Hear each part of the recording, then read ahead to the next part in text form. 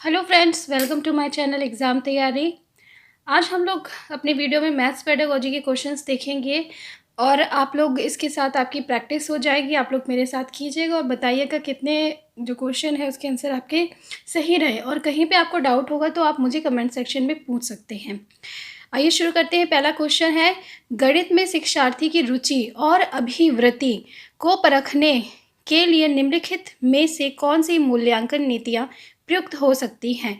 यानी आप गणित में शिक्षार्थी की रुचि यानी इंटरेस्ट है कि नहीं, और अभिवृत्ति उसके एटीट्यूड को देखने के लिए हमें क्या करना है, उसका मूल्यांकन करना। तो उसके लिए हम क्या कर सकते हैं।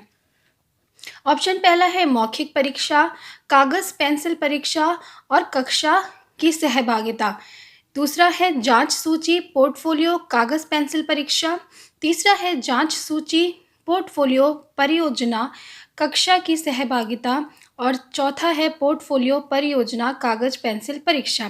तो देखिए यहाँ पे हमें उसकी नॉलेज को नहीं चेक करना है कि उसे गणित में कितनी नॉलेज है, हमें उसकी रुचि को देखना है कि उसका इंटरेस्ट है मैथ में कि नहीं, और उसका जो एटीट्यूड है मैथ के प्रति वो कैसा है वो देखना है हमें। तो उसके लिए जो सबसे अच्छा हमारा, जिसमें भी देखिए कागज़ पेंसिल परीक्षा लिखा हुआ है, यानी पेपर पेन टेस्ट जो है, उससे हम बच्चे की रुचि को नहीं देख सकते। ठीक है, हम उसके ज्ञान को देख सकते हैं पर हम उसके इंटरेस्ट को नहीं देख सकते हैं। तो हमारा जो इसका ऑप्शन सही है वो है हमारा ऑप्शन नंबर सी, कि जांच सूची यानी चेकलिस्ट हम तैयार कर सकते हैं जिसमें हम मैथ से रिलेटेड पॉइंट्स रखेंगे और उसको फिर वो देंगे, तो उसे जो चीज़ें सही लगेंगी, अच्छी लगती होंगी, उन पर वो टिक करेगा। पोर्टफोलियो यानी ओवरऑल उसका जो पोर्टफोलियो क्या होता है किसी भी बच्चे का, उसकी सारी जानकारी हमें देता है, तो उसमें इंटरेस्ट भी हमें पता चलेगा, उसके व्यवहार के बारे में भी पता चलेगा। उसके बाद जैसे परियोजना प्रोजेक्ट है, प्रोजेक्ट हम देंगे अगर वो मन से करता है सारी चीज़ें, ठीक है, तो उससे भी हमें उसकी रुचि के बारे में पता चलेगा। और कक्षा की सहभागिता यानी वो क्लास में कितना पार्टिसिपेट करता है, अगर हम कुछ एक्टिविटीज़ करा रहे हैं, तो इन सभी चीज़ों से जो है हम उसकी रुचि और उसकी अभिवृत्ति को चेक कर सकते हैं। तो ऑप्शन हमारा सी सही होगा। नेक्स्ट क्वेश्चन देखते हैं, आपकी कक्षा में कुछ विद्यार्थी लगातार गणित की परीक्षाओं और परीक्षणों में अच्छा प्रदर्शन नहीं कर पा रहे हैं, एक शिक्षक के रूप में आप क्या करेंगे। ठीक है, कुछ बच्चे हैं जो अच्छा प्रदर्शन नहीं कर रहे हैं, तो आप क्या करेंगे। पहला ऑप्शन है अच्छा ना करने के परिणामों को समझाएंगे, यानी अगर आप क्या है बताएंगे कि भाई अगर तुम अच्छे नंबर नहीं लाओगे तो उसका क्या रिजल्ट होगा, या अभ्यास के लिए अधिक टेस्ट देंगे। अरे अब जो बच्चा जो पहले ही अच्छा नहीं कर पा रहा तो आप उसके और टेस्ट देने से क्या वो अच्छा करने लगेगा, नहीं, हमें तो उसके सोल्यूशन ढूंढना होगा ना कि कारण क्या है। तो कारणों का निदान करेंगे और उपचारिक कदम उठाएंगे, या डी उनको उच्च उपलब्धि वालों के साथ बिठा देंगे। उच्च उपलब्धि वालों के साथ बिठा देंगे तो वो और अपने आप को इन्फीरियर, अपने आप को बहुत ज़्यादा ये समझने लगेंगे, लो समझने लगेंगे। तो जो सही है वो है हमारा सी, कि हम क्या करेंगे एज अ टीचर, हमारा फ़र्ज़ बनता है कि हम ये देखें कि उन्हें कहाँ पे प्रॉब्लम आ रही है और फिर उसके लिए उपचारिक कदम हम उठाएं, यानी कि देखें कि कहाँ प्रॉब्लम है और उसको फिर सॉल्यूशन उसका देने की कोशिश करें। नेक्स्ट क्वेश्चन है, निम्नलिखित कथन पर विचार कीजिए। तो यहाँ पे कथन दिया गया है, प्रत्येक विषम प्राकृत संख्या एक अभाज्य संख्या है। प्रत्येक विषम यानी ऑड, प्राकृत यानी नेचुरल नंबर, तो हर एक नेचुरल नंबर जो है, ऑड और नेचुरल नंबर, एक अभाज्य संख्या है। यहाँ पे ये बात बोली गई है। उपपत्ति की निम्नलिखित विधियों में से किसका प्रयोग उपर्युक्त कथन के प्रमाण या खंडन हेतु किया जा सकता है। तो यहाँ पे कुछ उपपत्ति की विधियाँ दी हैं, यानी प्रूफ की विधि दी है कि आप इस जो बात कही गई है उसको आपको प्रूफ करना है। तो इसके लिए आप किस विधि को जो है सबसे ज़्यादा उपयुक्त मानी जाएगी जिसका आप इस्तेमाल कर सकते हैं। तो ऑप्शन ए है खंडन विधि, बी है प्रत्यक्ष उपपत्ति, सी है प्रतिस्थापित स्थिति द्वारा उत्पत्ति, या डी है प्रतिवाद द्वारा उपपत्ति। तो देखिए इसके लिए जो हम करेंगे वो है हमारा खंडन विधि, डिसप्रूफ मेथड जो है उसका हम यूज़ करेंगे, और फिर ये जो स्टेटमेंट है उसके बारे में हम बताएंगे। नेक्स्ट क्वेश्चन है, गणित में दुश्चिंता के लिए यानी एंजाइटी जो होती है बच्चों में, उसके लिए निम्नलिखित में से कौन सा घटक उत्तरदायी नहीं है। एंजाइटी यानी बच्चे घबराते रहते हैं ना मैथ को लेकर, तो उसके लिए कौन सा घटक उत्तरदायी नहीं है। यहाँ पे नहीं है की बात की गई है। ऑप्शन ए है विषय की प्रकृति, ऑप्शन बी है लिंग, सी है परीक्षा पद्धति या डी है पाठ्यक्रम।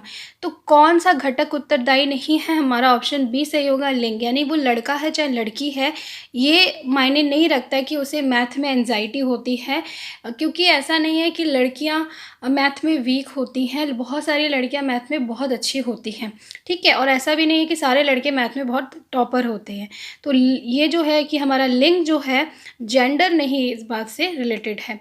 नेक्स्ट क्वेश्चन है, गणित की अच्छी पाठ्यपुस्तक में होते हैं बहुत सारे, क्या होते हैं बहुत सारे? ऑप्शन ए है सम्वेषण के लिए प्रश्न यानी एक्सप्लोरेशन के लिए प्रश्न, अभ्यास के लिए प्रश्न, सी हल किए हुए उदाहरण, या डी प्रमेय और उनकी उत्पत्ति।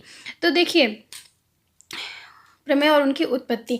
अब यहाँ पे बात की गई है कि गणित की अच्छी पाठ्यपुस्तक में, ठीक है, अच्छी पाठ्यपुस्तक कौन सी होगी? जहाँ पे आपके लिए एक्सप्लोर करने के लिए बहुत सारे प्रश्न होंगे। ऑप्शन ए, यानी जो भी आपने सीखा है वो उसको आपको समझने के लिए बहुत सारे प्रश्न होंगे, तो वो क्या होगी? आपकी अच्छी पाठ्यपुस्तक होगी। नेक्स्ट क्वेश्चन है, गणित में निम्नलिखित पदों में से कौन सा पद परिभाषित है? यानी कौन सा ऐसा पद है इसमें से जिसकी परिभाषा दी गई है, डेफिनेशन दी गई? ऑप्शन ए है बिंदु, बी है रेखा, सी है चतुर्भुज के विकर्ण और डी है समतल। तो यहाँ पे सिंपल सा है, सीधा सा आंसर है इसका ऑप्शन सी, चतुर्भुज के विकर्ण। उनकी परिभाषा जो है दी गई है कि क्या होते हैं, उनको परिभाषित किया गया है। नेक्स्ट क्वेश्चन है, गणित में प्रश्न रखने का अर्थ है। यानी अगर आपकी क्लास में कोई बच्चा प्रश्न रखता है, आप गणित पढ़ा रहे हो, उसमें बीच में वो क्वेश्चन करता है कि ऐसा कैसे हो गया, ठीक है, ये कैसे हुआ, या ये आंसर कैसे आया, इस तरह के प्रश्न करता है, तो उसका क्या अर्थ है? ऑप्शन ए है प्रश्नों को हल करने में असमर्थता, बी है कक्षा में संदेह प्रस्तुत करना, सी है प्रश्न हल करना, या डी है विषय वस्तु में से प्रश्नों का सृजन करना, ठीक है। तो देखिए, यहाँ पे जो सही आंसर होगा वो होगा हमारा ऑप्शन नंबर 4, विषय वस्तु में से प्रश्नों का सृजन करना। यानी वो बच्चा इतना क्रिएटिव है कि जो आप उसे विषय वस्तु यानी सब्जेक्ट मटेरियल पढ़ा रहे हो उसमें से वो क्वेश्चन को ढूंढ पा रहा है, उसे क्रिएट कर पा रहा है, ठीक है। तो प्रश्न रखना, चाहे यहाँ मैथ नहीं किसी भी विषय की बात हो, प्रश्न रखना अच्छी बात होती है। कहीं पर भी आपको बच्चे को बिल्कुल भी अगर आपकी क्लास में कोई बच्चा बहुत प्रश्न करता है तो आपको उसको बिल्कुल भी डीमोटिवेट नहीं करना चाहिए, ठीक है। नेक्स्ट क्वेश्चन है, आकृतियों के निम्नलिखित पहलुओं में से किसका प्राथमिक स्तर से कोई संबंध नहीं है? यानी प्राथमिक स्तर में से रिलेटेड नहीं है, यानी वो प्राथमिक स्तर पे नहीं पढ़ाया जाता है। पहला है कोण, दूसरा है सममिति यानी सिमेट्री, तीसरा है चौपड़ और चौथा है प्रतिरूप, ठीक है। तो इसका सही आंसर हमारा है ए, कोण, क्योंकि कोण जो है वो प्राथमिक स्तर पे नहीं पढ़ाए जाते, एंगल्स वगैरह ये बड़े उच्च स्तर प्राथमिक स्तर जो है उस पर पढ़ाए जाते हैं, ठीक है। नेक्स्ट क्वेश्चन है, राष्ट्रीय पाठ्यचर्या की रूपरेखा एनसीएफ 2005 के अनुसार प्राथमिक स्तर पर गणित शिक्षण का उद्देश्य निम्नलिखित में से कौन सा नहीं है? यानी एनसीएफ मैंने आपको बहुत डिटेल में पढ़ाया है, हर एक सब्जेक्ट को लेके भी पढ़ाया, तो एनसीएफ 2005 के अनुसार प्राथमिक स्तर, ठीक है, प्राइमरी लेवल पे गणित को पढ़ाने का क्या उद्देश्य नहीं है? ऑप्शन ए है गणित को बच्चे की जिंदगी के अनुभवों का भाग बनाना, बी है समस्या समाधान और समस्या प्रस्तुत करने के लिए कौशल को प्रोत्साहित करना, सी है तर्कसंगत विचारों को प्रोत्साहित करना, या डी है गणित में उच्चतर और अमूर्त पढ़ाई की तैयारी कराना। तो देखिए, उनकी ज़िंदगी से जोड़ना, ये तो बात बोली गई है, उनके अंदर तार्किक विचार जो है वो भी उठे, इसके लिए प्रोत्साहित करना भी सही है, और समस्या का वो समाधान करना सीखे, अवलोकन करना सीखे, ये सारी चीज़ें सीखे, ये भी ज़रूरी है। लेकिन ऑप्शन डी जो बात कहता है कि उच्चतर और अमूर्त पढ़ाई की तैयारी कराना, ये गलत है। हम प्राथमिक स्तर की बात कर रहे हैं, वहाँ पर हम उच्चतर या अमूर्त पढ़ाई जो है उस पर जोर नहीं देते हैं। और लास्ट क्वेश्चन है हमारा, 2 दशमलव संख्याओं के योग की संकल्पना को पढ़ाने के लिए निम्नलिखित में से शिक्षण अधिगम का कौन सा साधन सर्वाधिक उपयुक्त है? 2 दशमलव संख्याओं, मान लिया कि 0.2 हो गया और 0.4 हो गया, ये क्या है? ये 2 दशमलव वाली संख्याएं हैं, इनके योग की संकल्पना को आपको बच्चों को पढ़ाना है। तो निम्नलिखित में से शिक्षण अधिगम का कौन सा साधन सर्वाधिक उपयुक्त होगा? तो यहाँ पे साधन की बात की गई है। ऑप्शन ए है मोती और माला, बी है ग्राफ पेपर, सी है गिनतारा और डी है जियो बोर्ड।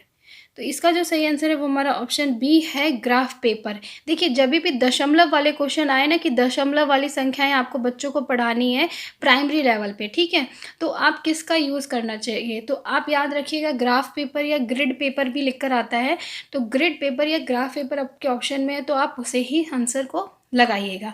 ठीक है, तो यहाँ पे हमारे क्वेश्चन जो है समाप्त होते हैं। नेक्स्ट वीडियो में मिलती हूँ आपसे, वीडियो को लाइक कीजिएगा, तब तक के लिए बाय बाय।